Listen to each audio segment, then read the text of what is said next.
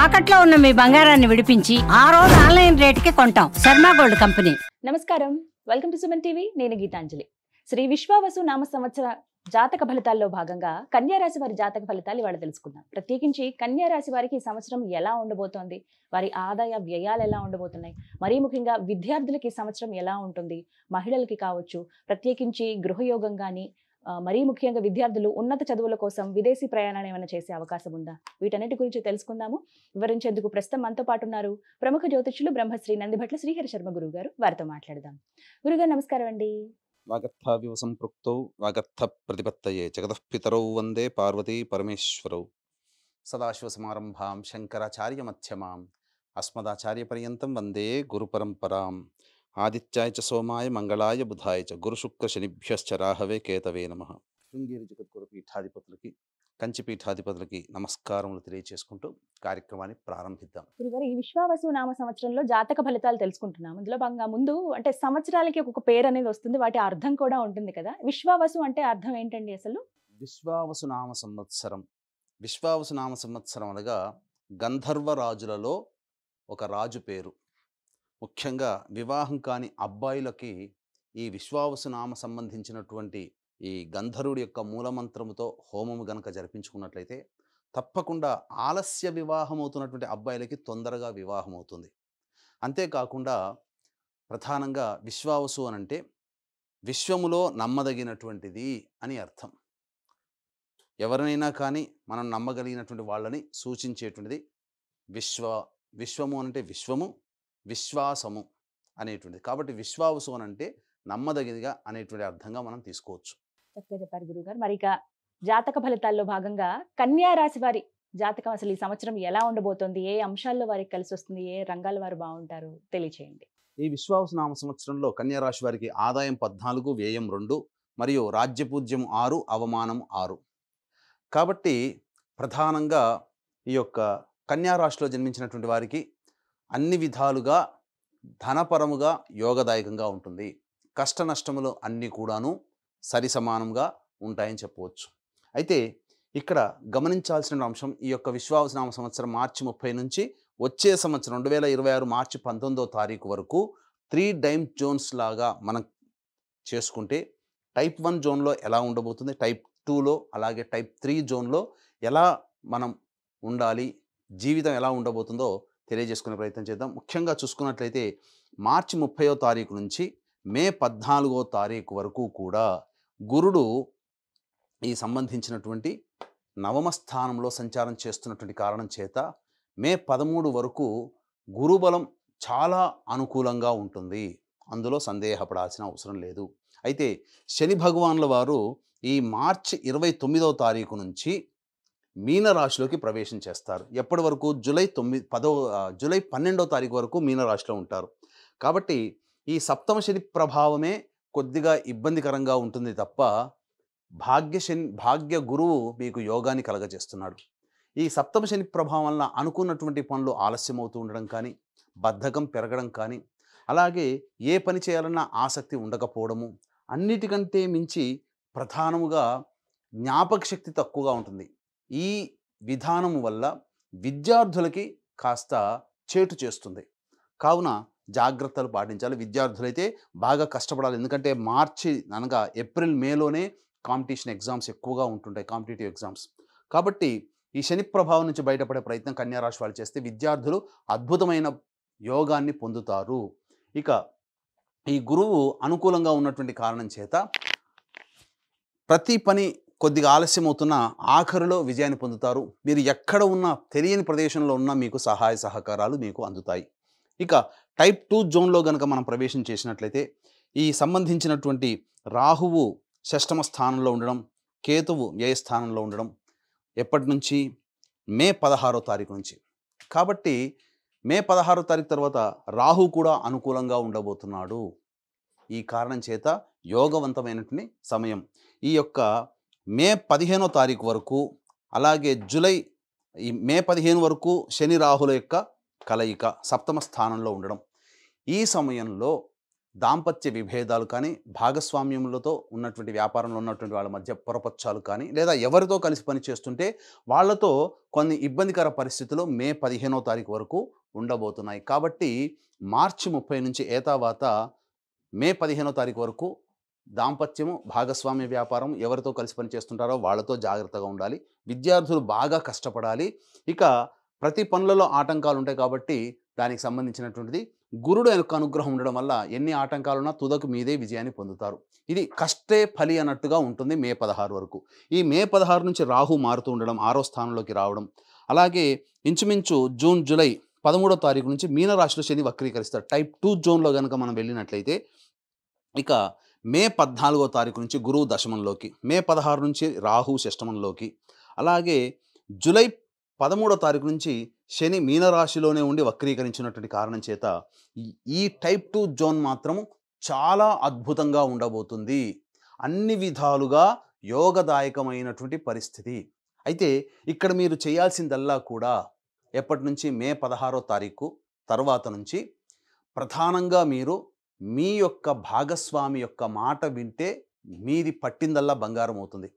జీవిత భాగస్వామి కావచ్చు, వ్యాపార భాగస్వామి కావచ్చు, ఎదుటి వాళ్ళ యొక్క మాటని ఆచరణలో పెట్టడం ద్వారా మీరు లాభపడతారు. అది మీరు గుర్తుపెట్టుకోండి. మీకు లాభం కలగాలి, విజయం పొందాలి అంటే ఎదుటి వాళ్ళ మాటలని కూడా కన్సిడరేషన్లోకి తీసుకొని కనుక మీరు ప్రయాణం చేస్తే ఈ టైప్ 2 జోన్ ఎప్పటి వరకు ఉంటుంది? ప్రధానంగా ఈ సంబంధించినటువంటి గురుడు మే 14వ తారీఖు నుంచి మిథున రాశిలోకి ప్రవేశం చేస్తాడు. సెప్టెంబర్ 27వ తారీఖు వరకు ఈ టైప్ 2 జోన్లో ఉంటాడు. సెప్టెంబర్ 26వ తారీఖు వరకు మిథున రాశిలో ఉంటాడు. ఇక గమనించుకున్నట్లయితే శని భగవాన్ల వారు కూడా మీనరాశిలో జూలై 13వ తారీఖు నుంచి అక్టోబర్ 9వ తారీఖు వరకు మీనరాశిలో వక్రీకరించి ఉంటాడు. ఇక రాహు ఎలాగో యోగిస్తున్నాడు. కాబట్టి అద్భుతమైనటువంటి సమయం. ఈ చెప్పినటువంటి సమయాన్ని మీరు క్రోడీకరించుకొని ఆ సమయానికి తగ్గట్టుగా మీరు కనుక ఉంటే అద్భుతమైనటువంటి జీవితాన్ని ఇంచుమించు అక్టోబర్ వరకు మీరు పొందుతారు. ఎప్పటి నుంచి? మే 14 నుంచి అక్టోబర్ వరకు కూడా చాలా యోగవంతమైనటువంటి జీవితాన్ని గడుపుతారు. ఇందులో చేయాల్సిందల్లా మీ జీవిత భాగస్వామి యొక్క మాట వినడం. ఇక టైప్ 3 జోన్లో కనుక చూసుకున్నట్లయితే ఇక్కడ ప్రధానంగా గురు భగవాన్ల వారు సెప్టెంబర్ 28వ తారీఖు నుంచి నవంబర్ 11వ తారీఖు వరకు కర్కాటకంలోనే, మళ్ళీ నవంబర్ 12 నుంచి డిసెంబర్ 26వ తారీఖు వరకు కర్కాటకంలోనే వక్రీకరించి ఉంటాడు. కాబట్టి గురువు లాభస్థానంలోకి ప్రవేశం చేస్తాడు. గురువు యొక్క ప్రభావాన్ని చూసుకుంటే ఈ సెప్టెంబర్ 28 నుంచి డిసెంబర్ 26 వరకు అంటే అక్టోబర్, నవంబర్, డిసెంబర్ 3 నెలల పాటు గురువు కూడా అనుకూలంగానే ఉండబోతున్నాడు. కాబట్టి ఇబ్బంది పడాల్సిన అవసరం లేదు. ఇక టైప్ 3 జోన్లో కనుక చూసుకుంటే ప్రధానంగా ఈ అక్టోబర్ 10వ తారీఖు నుంచి కుంభంలో వక్రీకరించి నవంబర్ 26వ తారీఖు వరకు వక్రత్యాగము, మళ్ళీ నవంబర్ 26 నుంచి జనవరి 9వ తారీఖు వరకు శని ఈ యొక్క 6వ స్థానంలోనే స్థితి పొంది ఉంటాడు. కాబట్టి శని కూడా ఇక్కడ అనుకూలంగా ఉన్నాడు, రాహు కూడా అనుకూలంగా ఉన్నాడు. కాబట్టి యోగవంతమైనటువంటి జీవితాన్ని డిసెంబర్ వరకు కూడా ఇంచుమించు డిసెంబరు, జనవరి 9వ తారీఖు వరకు శని భగవాన్ల వారు. కాబట్టి ఇంచుమించు గురు శనుల యొక్క ప్రభావము యోగదాయకంగా ఉంటుంది. కాకపోతే ఇక్కడ శని వక్రీకరించినటువంటి కుంభరం అక్టోబర్ 10 నుంచి నవంబర్ 26వ తారీఖు వరకు, 25వ తారీఖు వరకు దాదాపుగా ఇంచుమించు 45 రోజుల పాటు ఉండేటువంటి సమయం ఏదైతే ఉంటుందో ఆ సమయంలో సంతానపరమైనటువంటి విచారాన్ని వ్యక్తం చేస్తారు. మహిళలైతే సంతాన నష్టం జరగకుండా అక్టోబర్ 10 నుంచి నవంబర్ 25వ తారీఖు వరకు గర్భిణీ స్త్రీలు జాగ్రత్తలు పాటించండి. సంతానం వల్ల సమస్యలు, ఖర్చులు, ఇబ్బందులు అనేటువంటివి ఎదురవుతాయి అక్టోబర్ 10 నుంచి నవంబర్ 25వ తారీఖు వరకు. ఇక మిగతా సమయం జనవరి 10 నుంచి మళ్ళీ మీనరాశిలోకి ప్రవేశం చేస్తాడు శని. ఆ యొక్క వచ్చే సంవత్సరం ఉగాది వరకు ఉంటాడు. గురువు మళ్ళీ మార్చి 10లోనే వక్రీకరించి మార్చి 14వ తారీఖు వరకు వక్రీకరించినటువంటి మిథునంలో వక్రీకరించి ఉంటాడు. కాబట్టి దశమంలో వక్రీకరించిన నవమ స్థానం, దశమ స్థానాన్ని ఫలితాన్ని ఇస్తాడు. ఇది సంపూర్ణముగా యోగించేటువంటి సమయం. ఇక్కడ శని ప్రభావంలో విద్యార్థులు కష్టపడితే కష్టానికి తగినటువంటి ఫలితాన్ని మాత్రం గురువు భగవాన్ ఇవ్వడానికి రెడీగా ఉన్నాడు. కాబట్టి విద్యార్థులు ముఖ్యంగా కష్టపడే ప్రయత్నం చేసుకోండి. తప్పకుండా మీకు ఫలితం ఉంటుంది. మీకు జ్ఞాపక శక్తి తక్కువగా అవుతుంది శని ప్రభావం వల్ల, అదొక్కటే. కాబట్టి ఎక్కువ ప్రయత్నం చేస్తే యోగవంతుడై గురువు కూడా మీకు ఉన్నత విద్యాస్థానంలో కోరుకున్నటువంటి విద్యా సంస్థలలో ప్రవేశాన్ని కల్పింపచేస్తాడు. ఎప్పటి నుంచి? మార్చి 30వ తారీఖు నుంచి మే 16వ తారీఖు వరకు గురువు ప్రభావము, శని ప్రభావము అన్నీ కూడా అనుకూలంగా ఉండవు. గురువు అనుకూలంగా ఉన్నా శని అనుకూలంగా ఉండడు. కాబట్టి మార్చి 30 నుంచి మే 16 తారీఖు మధ్య కాంపిటేటివ్ ఎగ్జామ్స్లో మీరు బాగా కష్టపడండి. గురువు మారుతాడు మే 16వ తారీఖు నుంచి. అలాగే శని కూడా మార్పు ఉన్నటువంటిది. ఈ కారణం చేత ప్రధానంగా జూలై 13వ తారీఖు నుంచి ప్రధానంగా యోగవంతమైనటువంటి జీవితాన్ని గడుపుతారు విద్యార్థులు. ఇక ప్రధానంగా చూసుకున్నట్లయితే వివాహం కావాల్సినటువంటి అబ్బాయిలకి ఖచ్చితముగా వివాహము జరిగి తీరుతుంది. అందులో సందేహమే లేదు. ఇది గుర్తుపెట్టుకోండి. గురుగారు, మరి కన్యా రాశి మహిళలకి ప్రత్యేకంగా ఎలా ఉండబోతోంది? కన్యా రాశిలో జన్మించినటువంటి మహిళలకి ఈ విశ్వావసునామ సంవత్సరం చాలా యోగదాయకంగా ఉంటుంది. ప్రధానంగా మహిళలైనా పురుషులైనా జీవిత భాగస్వామి మాట వినడం ద్వారా చక్కటి విజయాన్ని పొందుతారు. ముఖ్యంగా మహిళలకైతే శని ప్రభావం, గురు ప్రభావం, అలాగే రాహు ప్రభావం అనుకూలంగా ఉండడం వల్ల ఉత్సాహంతో గత సంవత్సరం కంటే, అనగా క్రోధినామ సంవత్సరం కంటే ఈ విశ్వావసునామ సంవత్సరం చాలా ఉత్సాహంగా గడుపుతారు, ఆనందముగా ఉంటారు. మీకు బాధ్యతలు పెరుగుతాయి, మీ మాటకి విలువ పెరుగుతుంది, మీ కుటుంబంలో గౌరవ మర్యాదలు, చేస్తున్నటువంటి వృత్తి వ్యాపారాల్లో ఉద్యోగాల్లో మీకు మాటకి తిరుగులేనట్టుగా ఉంటుంది. ముఖ్యంగా వివాహం కావాల్సినటువంటి అమ్మాయిలకి వివాహాలు జరుగుతాయి. అలాగే ప్రధానంగా ఈ యొక్క సంబంధించినటువంటి అక్టోబర్ 10వ తారీఖు నుంచి నవంబర్ 25వ తారీఖు వరకు గర్భిణీ స్త్రీలు మాత్రం జాగ్రత్తలు పాటించాలి. కాబట్టి గర్భ విచ్ఛిన్నమయ్యే అవకాశాలు ఉంటుంది. కాబట్టి జాగ్రత్తలు పాటిస్తే చాలా మటుకు మీ గర్భస్థ శిశువు, మీరు చాలా సేఫ్ సైడ్లో ఉంటారు. ఇక గమనించుకున్నట్లయితే ప్రధానంగా ఈ మహిళలు కొన్ని సందర్భాలలో ఎప్పటి నుంచి జనవరి 10వ తారీఖు నుంచి 2026 జనవరి 10వ తారీఖు నుంచి వచ్చే సంవత్సరం ఉగాది వరకు కూడా, అనగా మార్చి 18వ తారీఖు వరకు దాంపత్య విభేదాలు వచ్చే అవకాశం ఉన్నది. జాగ్రత్తలు పాటించండి. అలాగే మార్చి 29వ తారీఖు నుంచి జూలై 12వ తారీఖు వరకు కూడా దాంపత్య సమస్యలు వచ్చే అవకాశం ఉంటుంది. కాబట్టి ఈ విషయంలో కూడా జాగ్రత్తలు పాటించండి. అన్ని విధాలుగా అనుకూలంగా ఉంటుంది. కాకపోతే ఇప్పుడు చెప్పినటువంటి, ఇంతకుముందు చెప్పినటువంటి జూలై 12వ తారీఖు, అలాగే జనవరి 10 నుంచి మార్చి 19వ తారీఖు వరకు ఈ మధ్య కాలంలో ఏం జరుగుతుంది? లేనిపోని అపనిందలు మోయాల్సి వస్తుంది మహిళలు. ఇది ఒకటి జాగ్రత్తగా తీసుకోండి అని చెప్పవచ్చు. కన్యా రాశి ఏ రంగాల వారికి ఎలా ఉండబోతోందండి? విద్యార్థులు బాగా కష్టపడితే తప్ప ఫలితాన్ని పొందలేరు. కానీ కష్టానికి తగ్గ ప్రతిఫలం ఖచ్చితంగా ఈ యొక్క కన్యా రాశి వారికి ఉంటుంది. ఇక ఉద్యోగ రంగంలో ఉన్నటువంటి వాళ్ళైతే ప్రధానంగా ప్రమోషన్లతో కూడుకున్నటువంటి బదిలీలు అనేటువంటివి ఉంటాయి. కాబట్టి మంచి అవకాశాలు మీరు పొందుతారు. రాజకీయ రంగంలో ఉన్నటువంటి వాళ్ళు ప్రధానంగా పేరు ప్రతిష్టల కోసం డబ్బుని మంచినీళ్ళలా ఖర్చు పెట్టాల్సినటువంటి పరిస్థితి. అధినాయకుల యొక్క అండదండ మీకు సంపూర్ణంగా ఉండడం మీకు మంచి జరుగుతుంది. అలాగే శని రాహుల యొక్క ప్రభావం ఉండడం వల్ల ఖచ్చితంగా మీ వెంట ఉండేటువంటి సేవకులు మీకు అన్ని విధాలుగా అనుకూలంగా ఉండడం జరుగుతుంది. తద్వారా మిమ్మల్ని నమ్మేటువంటి వ్యక్తులు మీతో చేతులు కలుపుతూ ప్రయాణం చేస్తారు. కాబట్టి మంచి రాజకీయ పదవిని పొందే అవకాశం ఎక్కువగా ఉంటుంది. అయితే ప్రధానంగా చూసుకున్నట్లయితే ఈ సినిమా కళారంగంలో ఉన్నటువంటి అన్ని క్రాఫ్ట్స్లో ఉన్నటువంటి వాళ్ళకి మాత్రం అవకాశాలు అన్ని దగ్గర దాకా వచ్చి వెనక్కి వెళ్ళిపోతుంటాయి. ఇక ఏదైనా కానీ మీ గుర్తింపులు కోరి, అనగా మీకు ప్రత్యేకమైనటువంటి అవార్డులు ఏవైనా ఉంటే అవి మీ దాకా వస్తాయనుకుని మీకు అనుకునే లోపలనే అది పక్క వాళ్ళకి చేజారిపోవడం, తద్వారా కొన్ని ఇబ్బందికర పరిస్థితులు అనేటువంటివి కళారంగంలో ఉన్నటువంటి వాళ్ళు ఫేస్ చేయాల్సినటువంటి పరిస్థితి. కాబట్టి ఆచితూచి స్పందించి కొత్త ప్రాజెక్టుల్లో కనుక పెడితే, అడుగు పెడితే మంచి యోగదాయకంగా ఉంటుందని చెప్పవచ్చు. ముఖ్యంగా రియల్ ఎస్టేట్ రంగంలో ఉన్నటువంటి వాళ్ళు నూతన ప్రాజెక్టులు అనేటువంటివి చేపడతారు. తద్వారా అనుకున్నటువంటి విధంగా కంటే కూడా తొందరగానే మీ ప్రాజెక్టును పూర్తి చేసుకునేటువంటి ఫలితం ఉంటుంది. రైతులు ఎవరైతే ఉంటారో మొదటి పంట కంటే రెండో పంట చాలా లాభదాయకంగా ఉండే అవకాశము గోచరమవుతుంది. ఇక ప్రధానంగా చూసుకున్నట్లయితే ఈ యొక్క సంబంధించినటువంటి వృత్తి ఉద్యోగ వ్యాపారాల్లో ఉన్నటువంటి వాళ్ళు మంచి పలుకుబడి, కీర్తి ప్రతిష్టలు పొందడం ద్వారా వ్యాపారాన్ని భవిష్యత్తులో అభివృద్ధి పరచుకోవడానికి మార్గాలు సుగమం అవుతాయని చెప్పవచ్చు. ఇక ముఖ్యంగా ఫుడ్కు సంబంధించినటువంటి జ్యువెలరీ రంగము, ఎడ్యుకేషనల్ ఇన్స్టిట్యూషన్స్లో ఉన్నటువంటి వాళ్ళు మంచి యోగదాయకమైనటువంటి పరిస్థితిని పొందుతారు. విద్యారంగంలో ఉన్నటువంటి వాళ్ళకైతే కాస్త గడ్డు కాలంగా చెప్పవచ్చు. అయినప్పటికీ కూడా శత్రుత్వ భావాలు పెరిగినప్పటికీ కూడా మంచి జరుగుతుంది. ఇక ప్రధానంగా కోర్టు న్యాయ సంబంధమైనటువంటి వాద ప్రతివాదన విషయాల్లో మీరు విజయాన్ని పొందే అవకాశాలు ఎక్కువగా ఉంటుంది.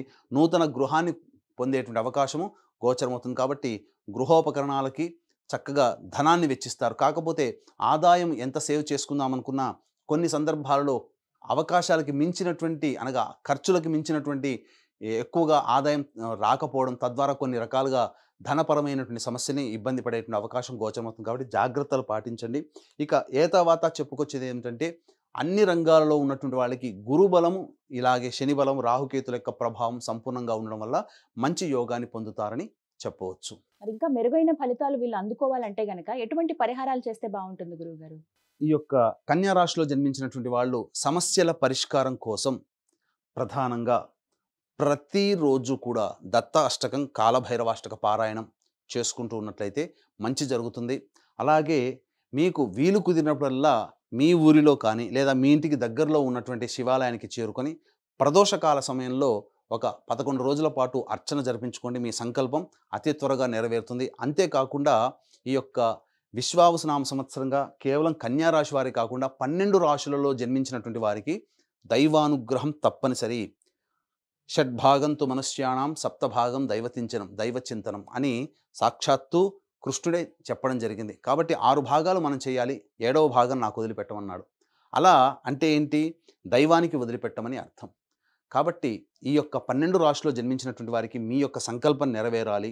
అలాగే మీ జీవితంలో ఉండేటువంటి సకల దోషాలు, జాతకరీత్యా ఉండేటువంటి సకల దోషాలు తొలగిపోవాలి అంటే ప్రతి నెల మీ కుటుంబ సభ్యుల గోత్రనామాదులతో ప్రతి నెల సంకల్ప సిద్ధి, సర్వదోష నివారణ హోమాలు అనేటువంటివి జరిపించడం జరుగుతుంది. ముఖ్యంగా ఆరోగ్యం కోసం మృత్యుంజయ హోమం ప్రతి నెల జరిపించడం జరుగుతుంది. అయితే దీనికి శ్రీకారం మాత్రం ఏప్రిల్ 18వ తారీఖు రోజున మహామహిమాన్వితమైనటువంటి జ్యోతిర్లింగ క్షేత్రం కాశీ క్షేత్రంలో ప్రారంభం చేస్తున్నాం. ఆ దరిమిల ప్రతి నెల ఒక్కొక్క పుణ్యక్షేత్రంలో మీ గోత్రనామాదులతో ఈ యొక్క కార్యక్రమాలు అనేటువంటి జరిపించడం జరుగుతుంది. అవకాశం ఉన్న వాళ్ళు ఇట్టి మహత్తరమైనటువంటి కార్యక్రమంలో సభ్యులుగా చేరవచ్చు. వీటి వివరాలు కార్యక్రమ తదనంతరం కాంటాక్ట్ చేసి తెలుసుకోవచ్చు. ఎంత బాగున్నా ప్రత్యేకించి ప్రయాణాల విషయంలో కావచ్చు, కొన్ని ముఖ్యమైన తేదీల్లో జాగ్రత్తలు వహించాలనేది మీరు ఎప్పుడు చెబుతూ ఉంటారు. అలాంటివి ఏమైనా ఈసారి కన్యా రాశి వారికి చెప్తారు? ప్రధానంగా డిసెంబర్ 6వ తారీఖు నుంచి జనవరి 15వ తారీఖు వరకు గృహ మార్పు సూచించబడుతుంది. అలాగే వాహనం నడిపేటప్పుడు జాగ్రత్తలు పాటించాలి. ముఖ్యంగా ఉద్యోగ సంబంధమైనటువంటి విషయాల్లో కొన్ని ఒడిదుడుకులు ఎదుర్కొనే అవకాశం గోచరమవుతుంది. ఇక జూన్ 5 నుంచి జూలై 26వ తారీఖు మధ్యకాలంలో ప్రధానంగా దాంపత్య సమస్యలు, భాగస్వాముల మధ్య పొరపచ్చాలు వచ్చే అవకాశం గోచరమవుతుంది. కాబట్టి జాగ్రత్తలు పాటించండి. అలాగే జూలై 27 నుంచి సెప్టెంబర్ 12 మధ్యకాలంలో ప్రధానంగా ఆరోగ్య సమస్యలు, ఆపరేషన్స్ జరగాల్సినటువంటి పరిస్థితులు ఏర్పడతాయి. కాబట్టి ఆ యొక్క చెప్పినటువంటి సమయాల్లో మీ ఆరోగ్యాన్ని జాగ్రత్తలు పెట్టుకోండి. ఆ సమయంలో దైవానుగ్రహాన్ని పొందే ప్రయత్నం చేయండి. గురుగారు, మరి నిరుద్యోగులు కావచ్చు, ఉద్యోగస్తులు ప్రస్తుతం పదోన్నతి పొందాలనుకున్న వాళ్ళు కానీ, వీరికి ఈ సంవత్సరం ఎలా ఉండబోతోంది? ఇక విశేషంగా చాలామంది ఉద్యోగ సంబంధించినటువంటి విషయాల్లో ఉంటుంటారు.